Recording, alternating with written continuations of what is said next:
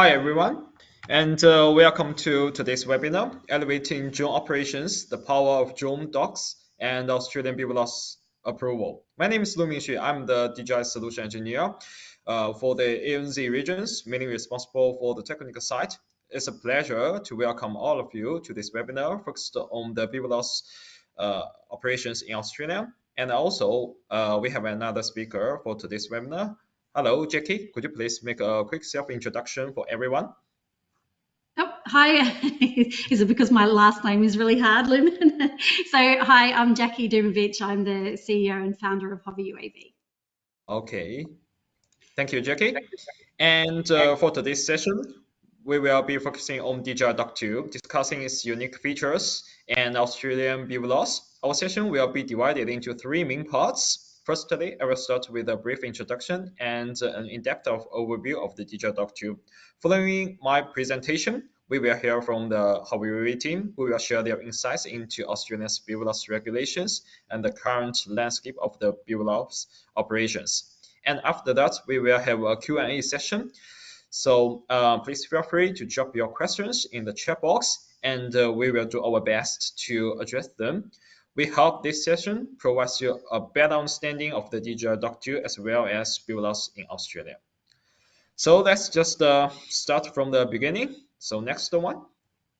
So this is the timeline for the dock system. We launched Dock 1 in 2023 in April, and it's our first drone in the box automated solution.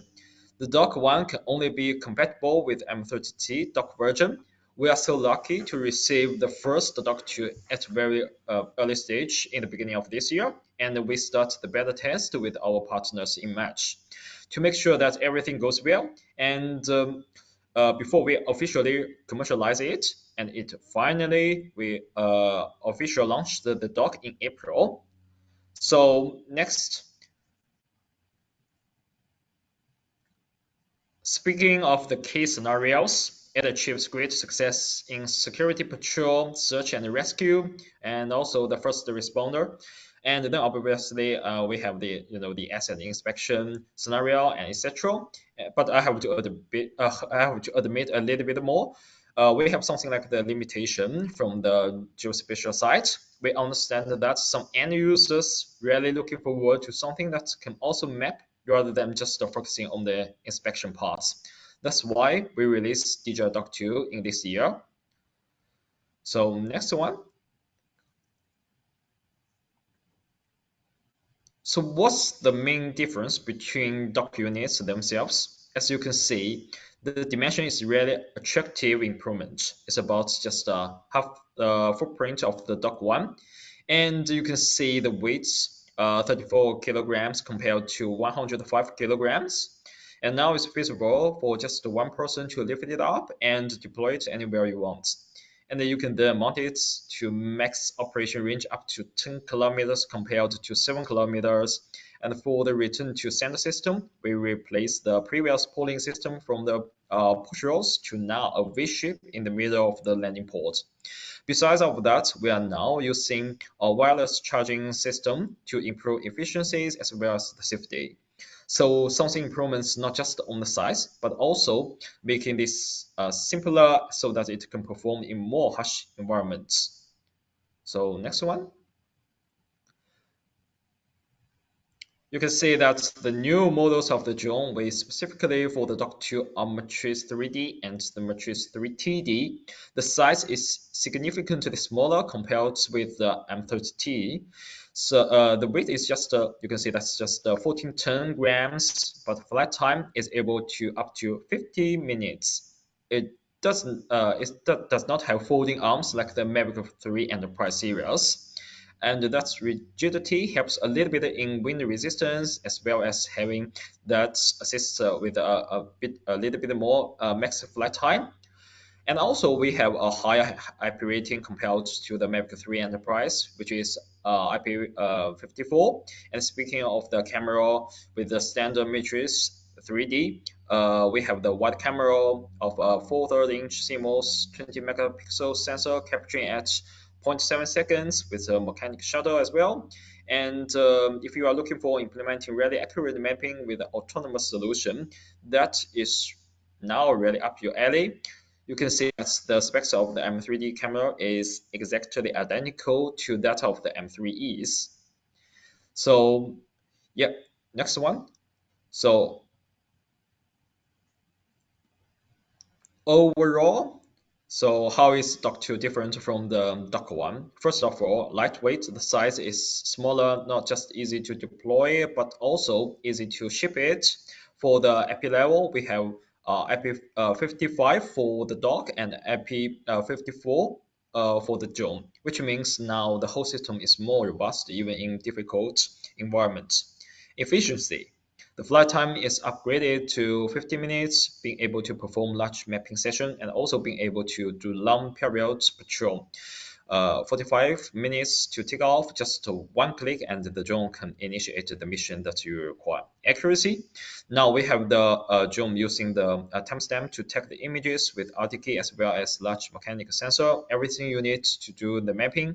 Nowadays, the deployment and the maintenance will be rather easy as well. So all these core components are modular, so which means it's very easy to replace or just like to fix it up. And next one. So speaking of the use case overview, when we talk about the Dock 1 application, most use cases are focusing on like the public safety and inspection with by using the thermal camera. But for the Dock 2, we can go either mapping or public safety and or the inspection depending on the drone that you are looking. In Australia, we have not only successfully deployed the DJI Dock 2 in mining applications, enabling tasks like the stockpile measurement or like something like pit surveying, but we have also made considerable progress in agriculture. For instance, we are using the Dock 2 for bird scaring or something like the fence inspection, bringing greater efficiency and automation to these areas. Additionally, we are expanding into sectors as well. If you are interested in exploring more, I encourage you to check out our previous webinars where we cover these applications in details. Of course, all these advancements rely on careful regulatory approvals to ensure compliance with local standards. And next. So speaking of the BVLOS operations in Australia, as I would like to emphasize a few important aspects shown on this slides. So firstly, Australia is a member of the GEROS community, which plays a key role in developing global standardized framework for drone operations. So in Australia, like many other countries, we use the SORA, or is the it's called the specific operation risk assessment framework to evaluate the authorized BVLOS operations. So this framework ensures that high-risk drone operations, including the BVLOS, and also conducted safely and responsibly. So however, SORA application is not so easy. It involves complex set of assessments, including like the risk management, safety analysis, and the various operational requirements. They are very difficult for most operators to fulfill independently. So securing the BVLOS approval is also absolutely essential, especially for the applications of the DJI Dock. The Dock advanced the capabilities such as the fully autonomous operation, remote monitoring, and wide-ranging application across industries are only possible with the BVLOS authorization. So the BVLOS compliance unlocks the full potential of the dock, enabling it to operate more efficiently and safely beyond the line of the sight of a human operator. So to support our users in this journey, so DJI is proud to work with the Hover UAV, a trusted compliance partner in Australia. So if you are interested in exploring BVLOS applications for your business or need help with the compliance process, Hover UAV is here to provide the expertise and support needed to bring this innovation to you. And now I will hand over the presentation to Hover UAV. Thank you. Let me share my screen.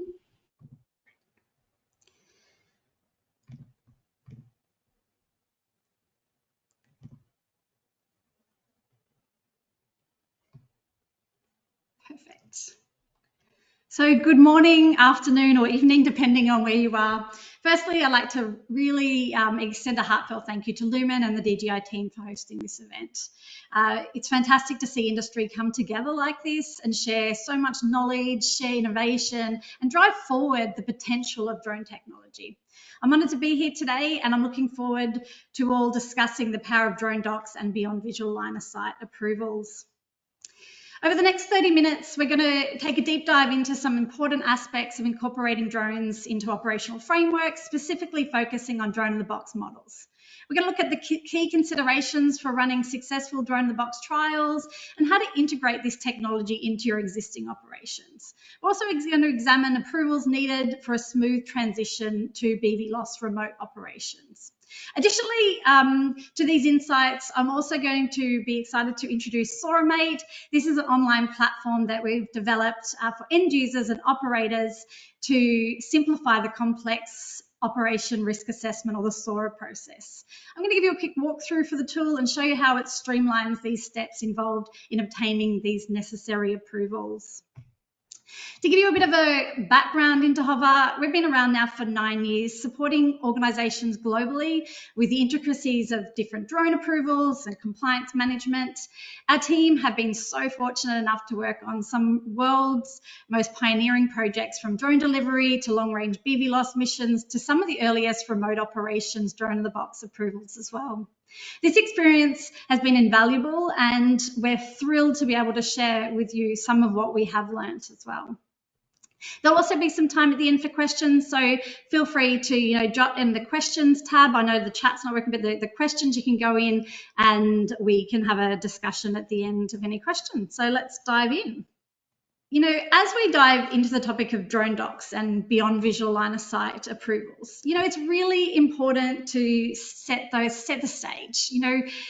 Recognize how dynamic and fast-paced this industry truly is. While the concept of BVLOS and drone-in-the-boxes technology has been around for several years, we're really at that tipping point where the potential for these systems is truly taking flight.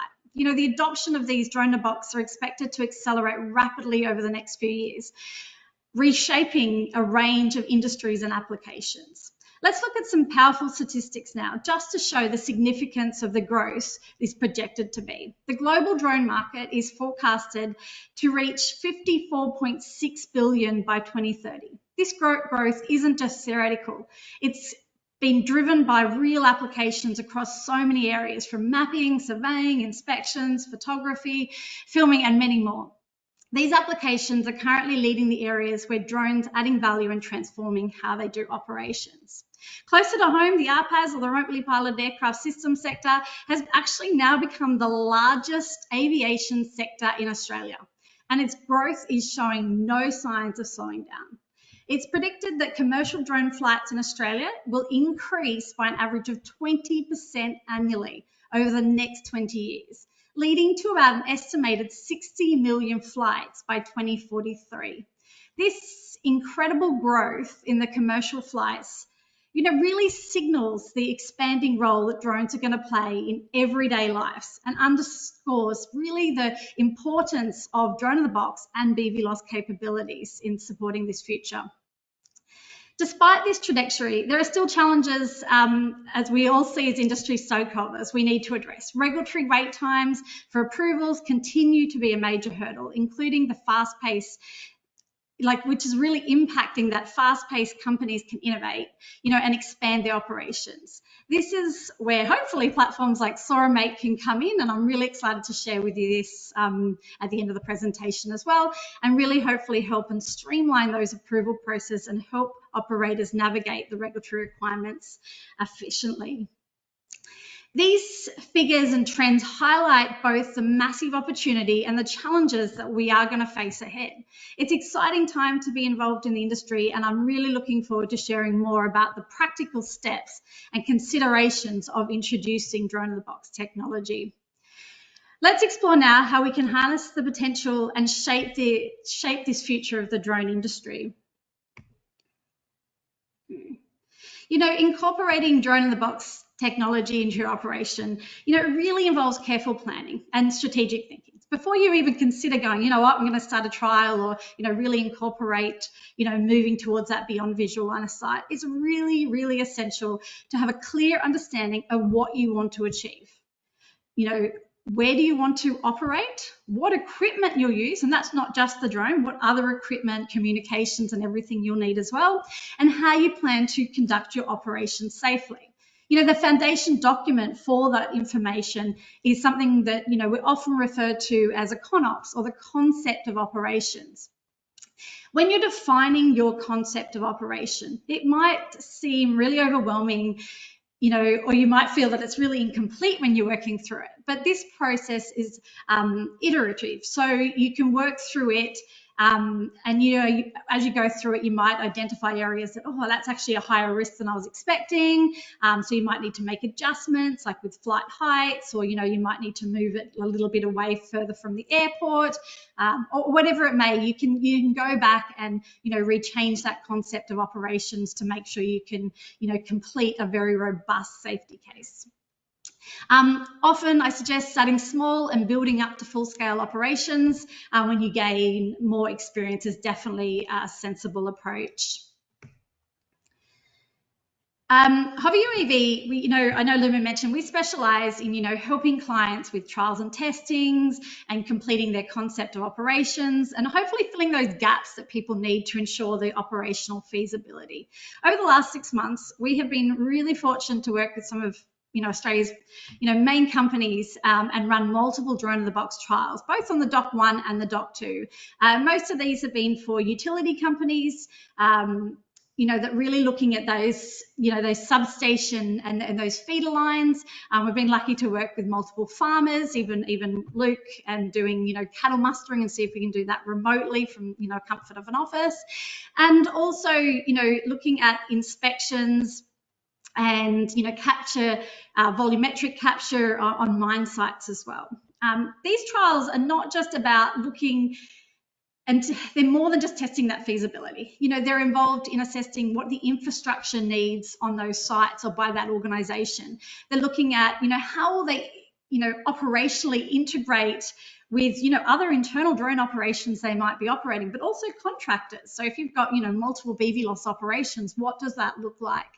And also we need to look at, during trials, there's a lot about the change management and how you manage emergency response. So, you know, what other things within your organization, you know, who are the key people? Like if you're not flying from that site, you know, what additional personnel or what involvement? And they've also looked at it from the perspective if you've got a contractor working on your, you know, your site as well, what do you need to do from a company perspective to ensure that it's safe? Or, you know, are you managing the maintenance because they're not on site, or are you managing their emergency response? So a lot of our trials are sort of based on that as well. We're going to look about, you know, we've already mentioned and through different webinars, and Lumen mentioned, there's so many different benefits for drone-in-the-box. You know, the DJI Dock is plug and play. You know, it's really easy to use. It enables, you know, more cost-effective operations. We're starting to see, you know, automated flights. It's great for those isolated locations. So, you know, if you can't, you know, constantly, it's, you know, like a lot of work health and safety or many issues to, you know, get out to that site. You know, it's a great opportunity to, you know, fly remotely. We also, you know, they do automated battery management and things, so, you know, that automatically, you know, recharges those batteries. And also you don't need to go and remove, so a lot of the data management is already in place. You know, and it's also just a little house, like it's a little home for the drone as well. You know, it keeps the dust and, you know, it keeps it secure and monitoring as well. And also it allows you to do the multi-dock setup as well. So there's many considerations that we need to take into place as well. And we've learned a lot through these different trials. So network stability for these operations, is really important. So, we've often faced that out when we were with, out on the farms and things like that. LTE might not be the best option, where you might need to look at, to see, do you need to incorporate satellite, or Starlink or something like that. We really recommend when people, you're considering incorporating drone in the box, the first thing you should go out and do, is also look at the speed test. What is the reliability of that network, not just for the site, but also from where you're going to operate as well. Also with new technology and hardware, you need to check your environment. A lot of the trials that we conducted for these clients were up northern Queensland, often in very, hot and humid, where lots of storms, and also sometimes on the mine sites, can be very dusty. So it's really important to, make sure that, the HVAC systems or whatever the systems are on board, or the seals are going to work for your site as well, because you might need to do, some amendments to make that work. The IPA range definitely gets affected. I'm going to talk about that very, very shortly. And also the ground control station for drone in the box. So ground control systems for drone in the box applications, are still evolving, but with limited functionality sometimes from the manufacturer specification. There is more and more of choices for flight control software that many of you are starting to see, and trial as well, that are linked to the DJI Dock too. It's a definite consideration. You need to ensure that that software allows you to do what the intended mission is, and also has enough adequate fail-safes features, including, how it returns to home, does it return via a specific part, or does it go directly, which might be over a no-fly zone. Also, really got to check that the software has been fully integrated with that as well, with the platform. Regulatory compliance challenges, this is not an unknown issue, and I believe there's, we're not getting much pushback on BVLOS approvals, here and many places around the world now, especially for those lower risk operations like a SAIL 1 or 2 from the SORA risk assessment.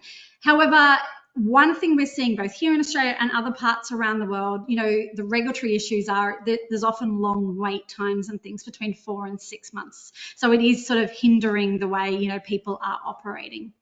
The other thing, to take into consideration, you really got to look at, who's on site. Regular checks need to be done, especially depending on the environment, and how dusty or things it might be. But, what is the maintenance, and, what is that interaction of, you can be flying remotely, but there still needs to be some interaction to the equipment as well. So often when we do testings with clients, it's important that we walk through this process. So we often started testing as visual line of sight with a dock, and that's fine. You can do that at standard operating conditions. You can do that, excluded category or under a REOC, and that's where you can keep the drone within visual range, and you can ensure that you've got a clear, understanding of what's around you, and you can clear that air and ground risk by yourself.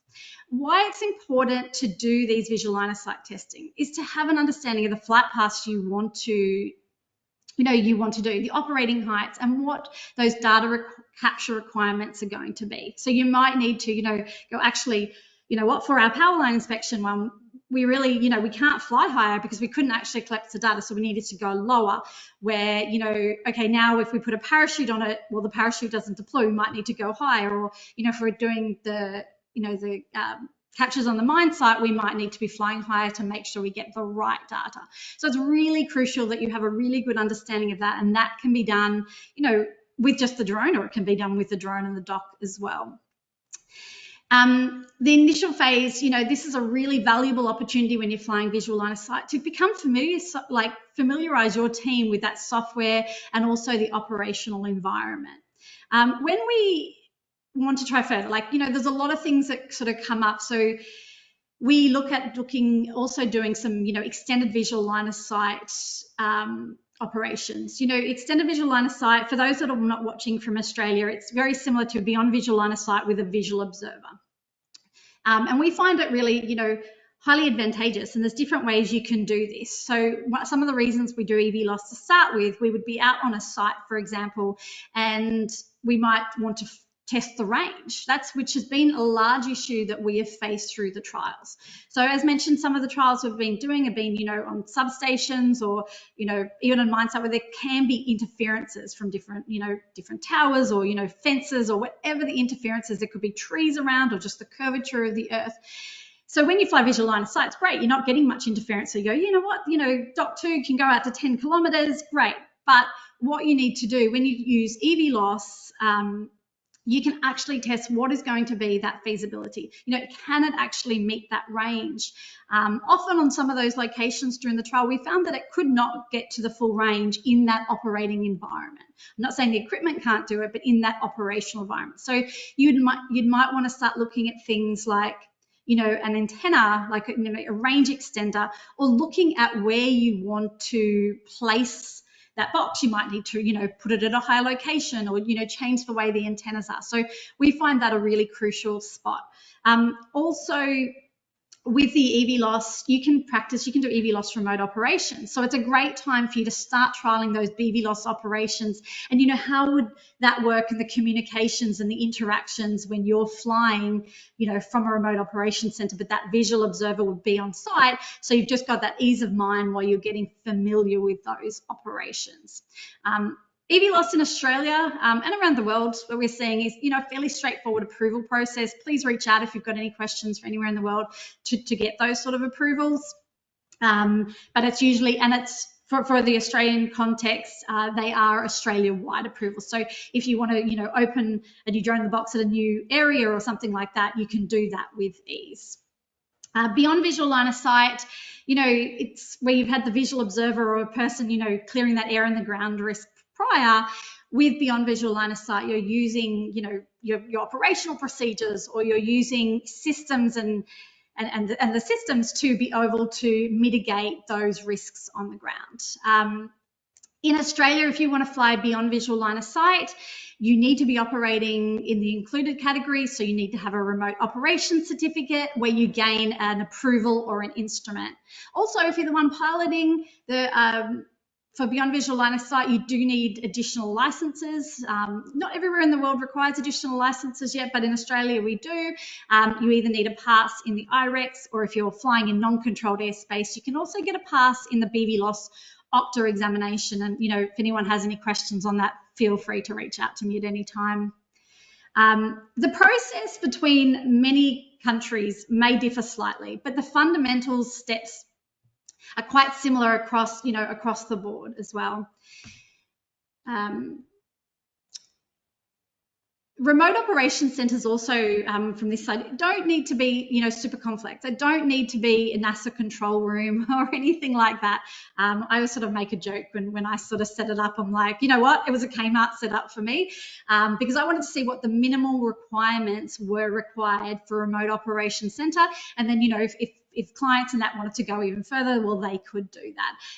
But often a lot of the things we place in there come down to what we've identified in the safety case as required. So often many places in the world, we still have to mitigate against air risk. So how do we communicate with the air traffic? So, a lot of organizations are moving to radio over IP, so you can, sit in the command center and still talk to the air traffic around.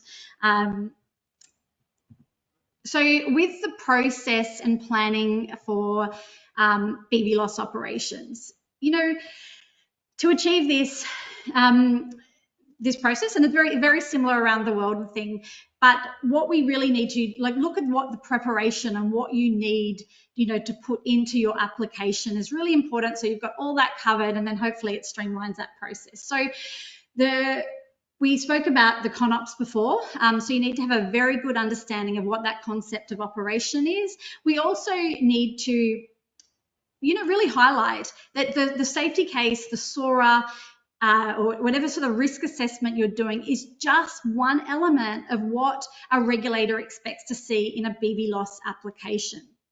They would expect to see, your operational procedures, your internal training, any site-specific procedures as well. They would want to, an extensive, how you're going to manage your stakeholders. They would like to see, an emergency response plan, and any maintenance records, or how are you going to manage the maintenance when you're not on that site as well. From there, the process is, you'd submit the application.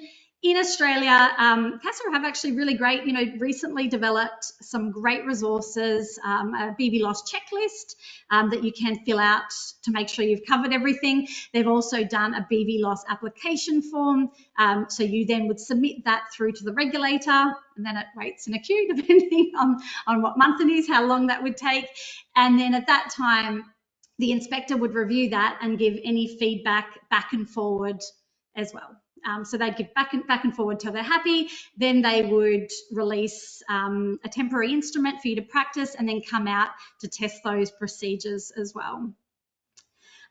When you get issued your approval or your instrument, it's up to the CRP to really make sure that they understand the procedures. They've changed all their compliance management to match that, and they've conducted their internal training to, ensure safe BVLOS operations as well. So let's jump through to SORA-Mate. And I guess, well, firstly, before I start SORA-Mate, Hover's been around for a while, and what we do, we help people with that process. So, if you do need help with your BVLOS approval from start to finish, if you need help, we realize as well, a lot of chief remote pilots, when they move to be, this is their first BVLOS time. So we develop train the trainer packages as well. So we, do guidance and PowerPoints and, questions, and that train the CRP or the senior pilots or the trainers up, and then they can train internally as well. So we've definitely got support through the whole process for a chief remote pilot from beginning to end. But for those that want to be more involved, this is where SORA-Mate was developed. So SORA-Mate was developed in partnership with ANRA Technologies, and it was a part of the Emerging Aviation Technology Partnership Program through the Australian government. And it was really to, standardise applications, and really, I was hoping just to assist with the wait time. So, if the regulator got used to it and that there was that process, it would make things, go a lot smoother. And it was really intended for the end user, and it's very intuitive, which I'm going to now stop sharing this screen and jump in and do a quick demo for you of SORA-Mate. But look, you know what, we're going through this very quickly, and I know that I speak very fast. So, if any time you want further clarification, myself and my team are always available to sort of help as well. So this is SORA-Mate, and one of my favorite features is, I think a lot of people, they might go, oh, we want to fly here, but we don't know how to assess a ground risk buffer or a contingency zone where you're doing that. So what we've created is, a platform that you can go in and do that first, and then create a SORA.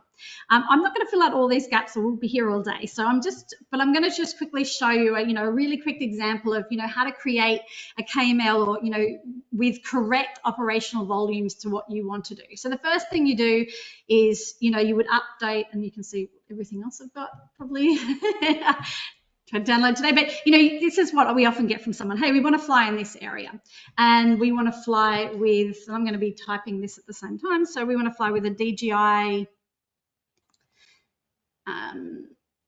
what do we want to fly with? The M3 DT. So we're going to fly with the Dock 2 drone, and this system is intuitive. So it's just brought up all the information of that drone, how fast it is, all the information you need to fill. And what it's done it to, 1 meter at this stage. So if you see on the map, so if I'm going to say, I actually want to fly at 70 meters for this operation, it will automatically change that contingency volume in the operation. And it does all of those assessments internally. All of that maths is done for you. Look, at the moment, I've got it set up on a basic thing like, a 1-to-1 buffer, which is quite popular for many safety cases. But let's just say that I wanted to, change that approach to how we work the ground risk buffer. Let's say we've decided to put a parachute on, or if we were flying not like a power lift drone, we could do it as a ballistic approach. So you can go in and change that, and those calculations will automatically be done for you. But for this one, I'm just going to keep it simple, because most places around the world do like that 1-to-1 buffer. But it sort of, told you, you want to fly at that height, but, this is with the contingency volume, this is sort of the location you want. From here, you can go download that KML, and then you have that KML already done for you. So now, how long do I have? Okay. this in 6 minutes. So this is creating a SORA. So I'm just going to show you really quickly what it is, but you'd upload that KML to sort of start, and that would come up like with that operational volume as well. I've got to put some basic information like start dates and times and things like that in. And, we might say we just want to fly to, look, they say they can fly to 10 kilometers, but we might, want to be a little bit extra cautious and say we're just going to fly to 8 kilometers. And for this, we've said we're going to fly at 70 meters with a max altitude meters of, let's say, 110 it was.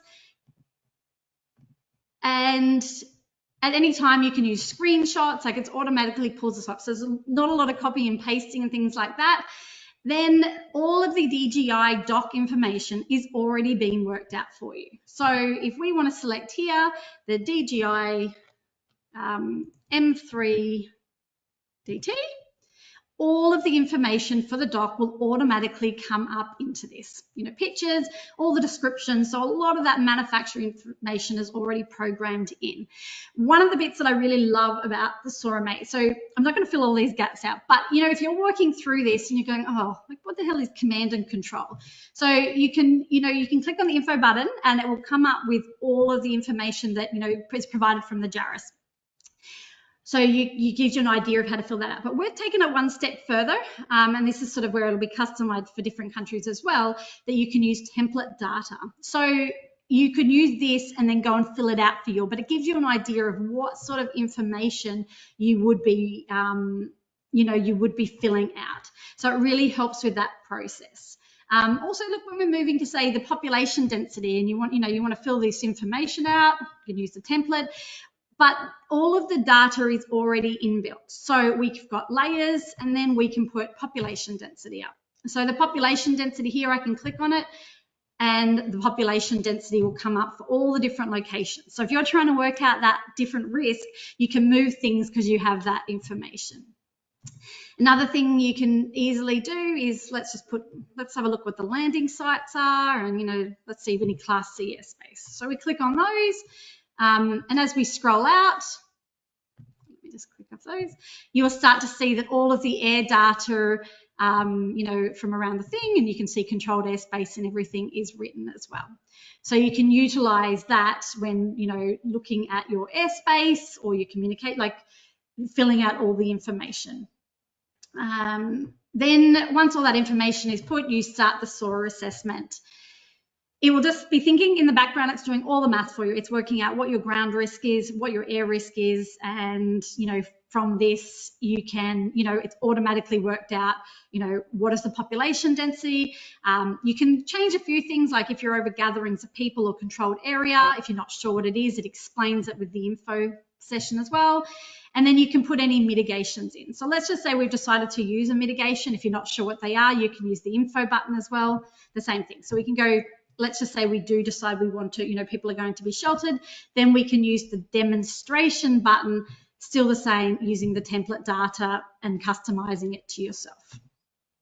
So that can be utilized. It then works out, we started with an intrinsic risk of 4, but because I've only taken a -1, it'll take it to a 3.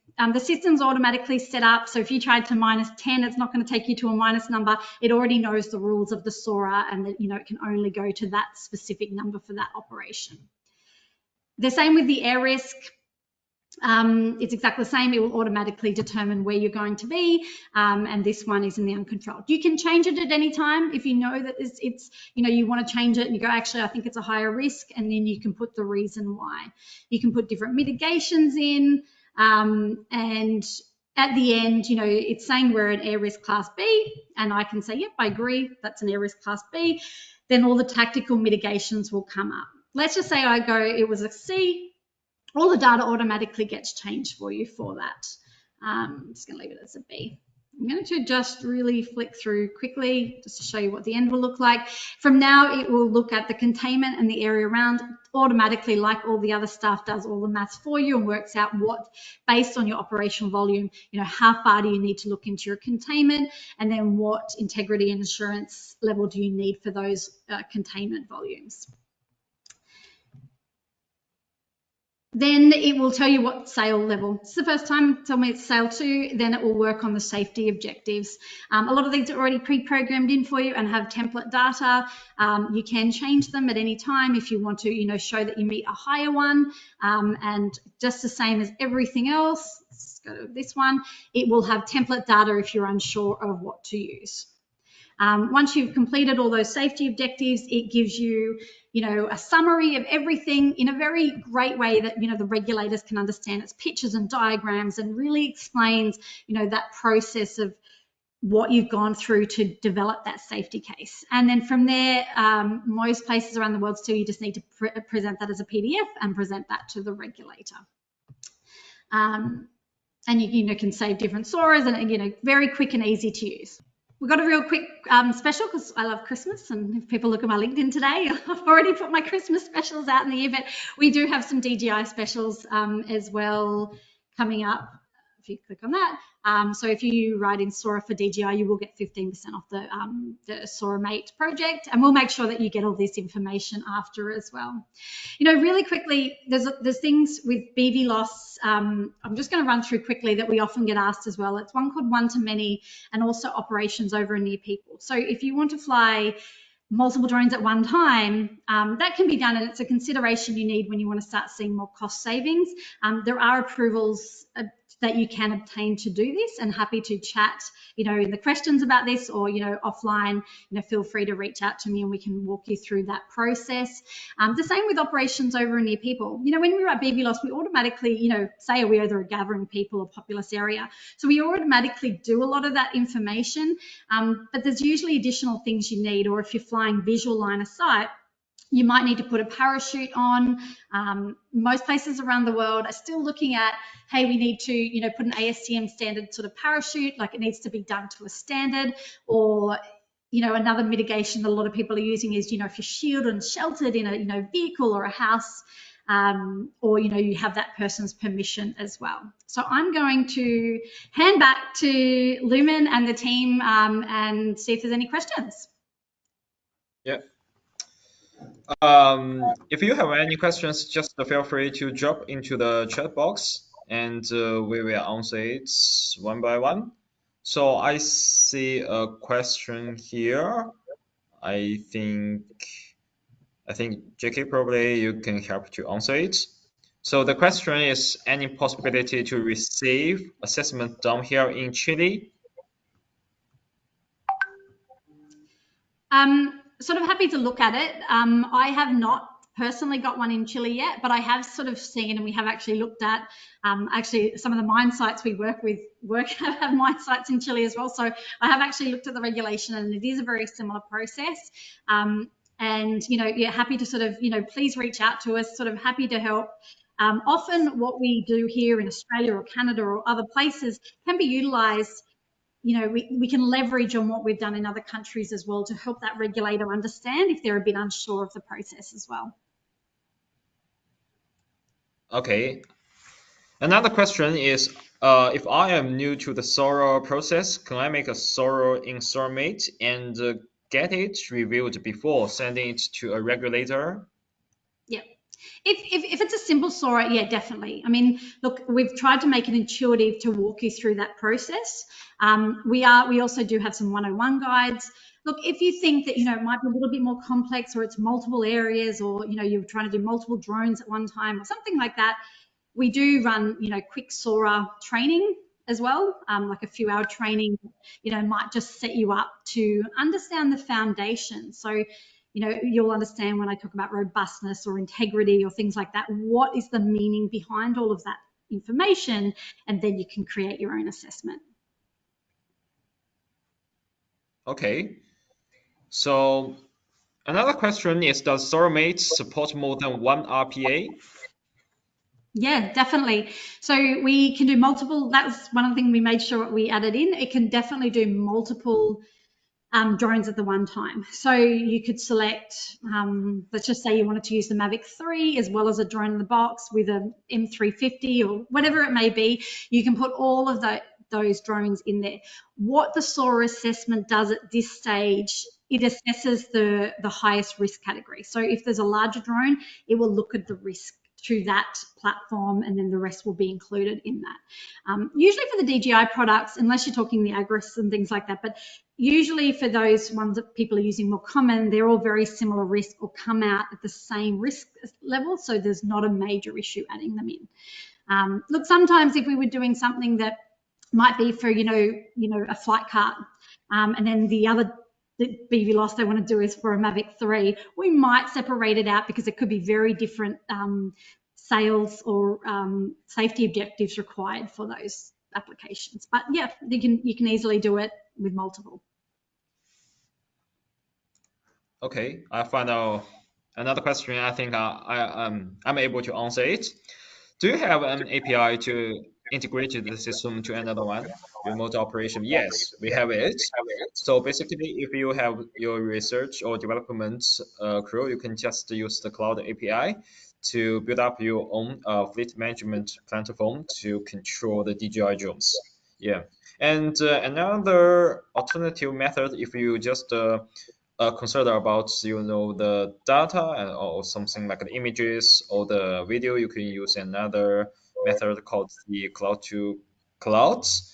Yeah, so we are also open to this one. So which means you use the DJI Flight Hub 2 to control our aircraft and to to upload all this data to your own server or your own platform, and you are able to download it from your own software rather than the Flight Hub 2.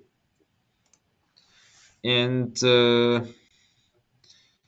let me see. So, okay, I found another questions. So, to use LTE or 4G with a drone in the BVLOS, do we need approval from the telecommunications career in Australia? Jackie, I think you can answer this question. Yeah, no, you don't require that at this stage. So sometimes in your safety case, depending, you might be asked for a service level agreement, or we look at what contract you're on to make sure you're going to have the bandwidth. We also sometimes bring up the telecommunication charts to make sure that you are going to have signal and diesel signal at that. But yeah, you don't need specific approvals at this stage for that.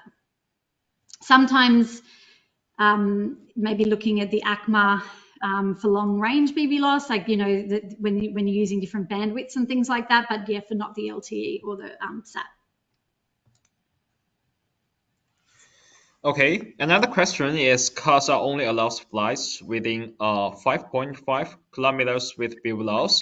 How do you get around this currently, as the DJI dogs allow flights within a 7 kilometers radius? I'm not really sure what it means. So CASA will allow flights to any distance, so as long as that drone can do that. So when you're falling into risk level SAIL 1 or 2, you're often self-assessing to say, the manufacturer says 10 kilometers, but we've done these testings to say, yeah, at this location, we could fly to 8 kilometers. If we're unsure or someone hasn't done the testing, we often put to 90% of that range. I've never seen CASA pull it in yet.